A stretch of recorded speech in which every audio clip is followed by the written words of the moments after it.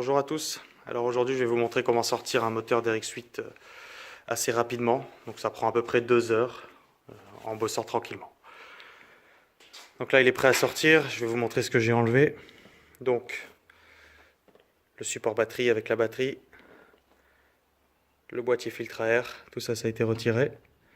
Les 2 supports moteurs, les durites d'eau. Ici vous avez une petite masse qui est branchée sur le boîtier admission, le plénum d'admission, donc vous la retirez. La durite d'eau de chauffage qui est ici. Et ensuite je crois que c'est tout pour le dessus. Vous retirez le capot bien sûr. Et les petites masses et connectiques démarreurs alternateurs qui sont branchés. Ça se démonte en 5 minutes. Voilà pour le dessus. J'ai mis la chèvre. Je vais vous montrer pour le dessous. J'oubliais ici les 2 durites d'essence. Donc ici vous avez la durite essence, ici la durite de dépression. La rouge et la bleue. Je les ai foutues un peu sur le côté. Et bien sûr, le faisceau moteur qui a été débranché du boîtier calculateur ici.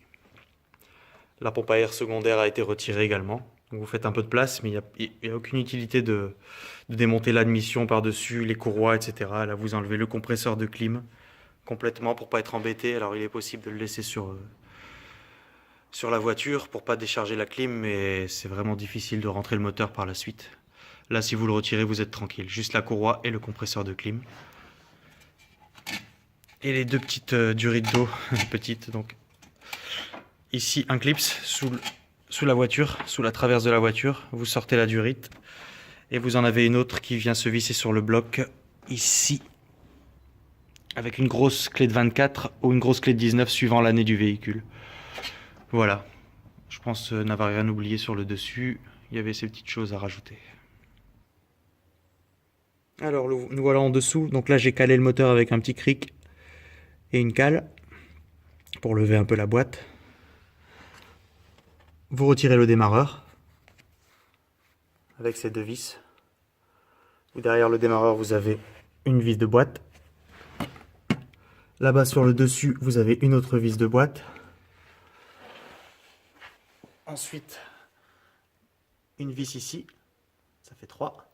Et vous en avez 2. Alors là, je pourrais pas vous les montrer, elles sont au-dessus de la boîte. Donc avec des rallonges et cliquez, vous réussissez à les démonter. C'est les 2 vis de 14. Vous enlevez les vis d'échappement, la connectique de la sonde lambda. Et le plus difficile, bon là je l'ai sorti, mais c'est le faisceau.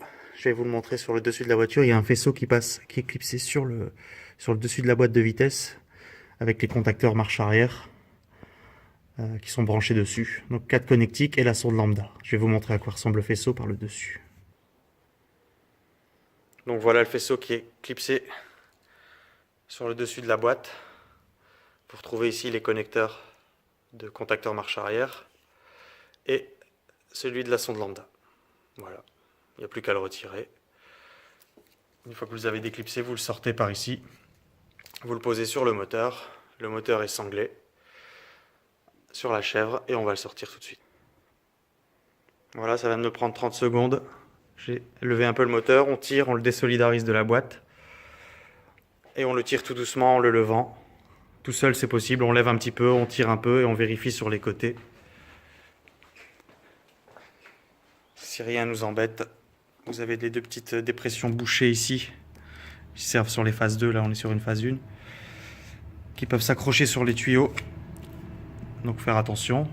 Et là vous avez l'ensemble qui vient, la sonde lambda numéro 2, qui reste branchée sur le faisceau, on la déclipse de la boîte par le dessous. Et on sort le moteur, donc voilà, dans 30 secondes il est sorti.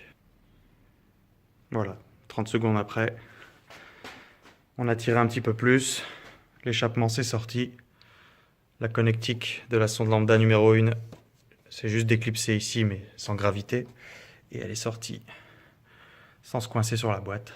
Donc voilà, vous avez le moteur qui est sorti, il n'y a plus qu'à le lever, le poser sur l'établi. Voilà, donc le moteur est sorti complètement. On va le poser sur l'établi, le déshabiller. Et on va ouvrir pour voir ce qui s'est passé. Là, il y avait des compressions basses, donc il doit avoir un palier, un bearing HS par rapport au test de compression.